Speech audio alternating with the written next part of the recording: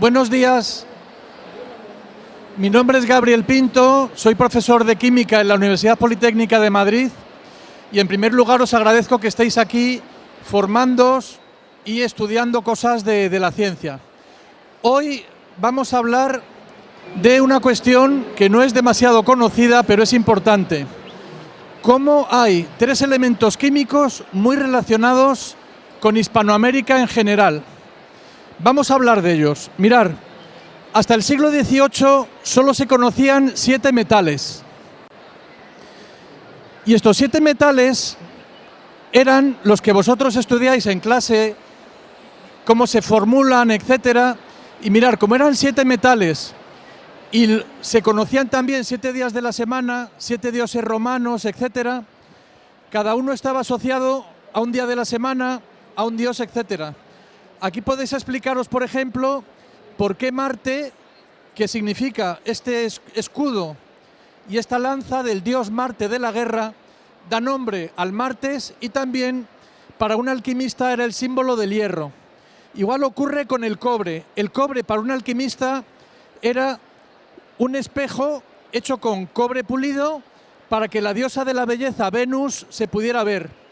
Con esto os quiero decir que cosas antiguas del siglo XVI, XVII, etcétera, hoy día todavía las conocemos porque el símbolo del hierro es el símbolo de lo masculino porque representa al dios de la guerra, Marte, y el símbolo del cobre representa a lo femenino con la diosa de la belleza, Venus. Muy bien, pues siéntate si quieres. ¿Qué ocurre? Que avanza el tiempo y en el siglo XVIII, ya cuando nace la química, se van descubriendo nuevos elementos químicos, en concreto nuevos metales. Y en ese periodo, científicos españoles descubren en concreto 3 metales que son el platino, el wolframio y el vanadio. Y no es fruto de la casualidad, es fruto de que en esta época, en el siglo XVIII, se apuesta mucho por investigar. Se apuesta porque los mejores alumnos de España se formen en el extranjero. Se traen profesores de toda Europa para que enseñen aquí. Entonces, brevemente os voy a enseñar un poquito la historia de cada uno de estos 3 elementos. Aquí los tenéis, por ejemplo, reflejados en sellos de correos, porque en España y en Hispanoamérica en general nos sentimos muy orgullosos de nuestros 3 elementos químicos.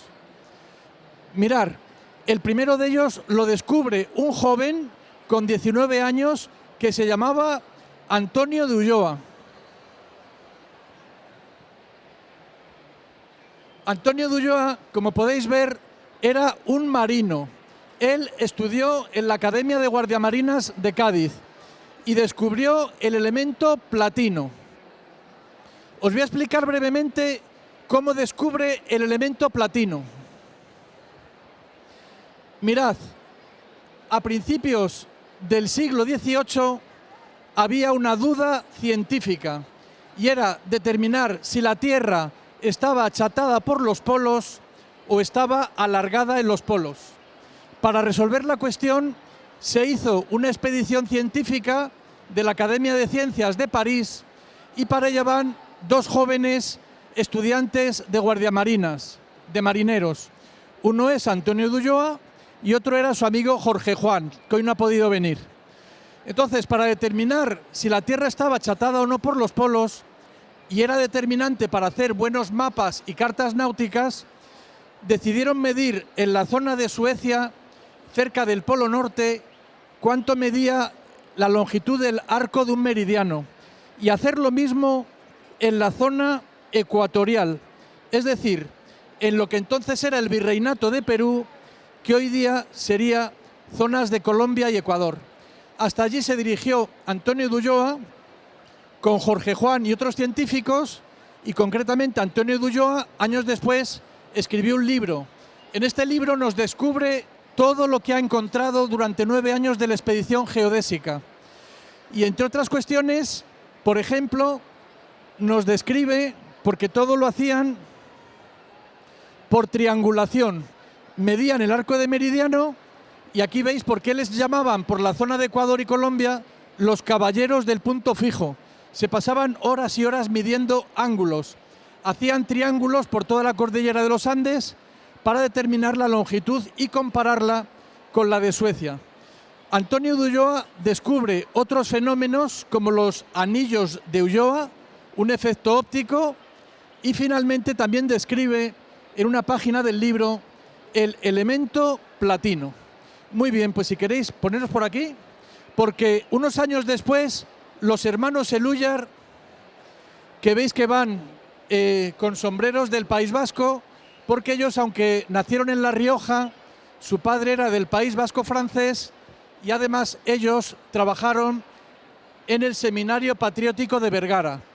Allí, en el Seminario Patriótico, investigando cuestiones de química, descubrieron un metal que desde entonces, como lo obtuvieron del mineral wolframita, se llamó wolframio. Por cierto, unos suecos lo llamaron tungsteno y por eso hoy día hay una duda entre tungsteno y wolframio, pero en España preferimos llamarlo wolframio.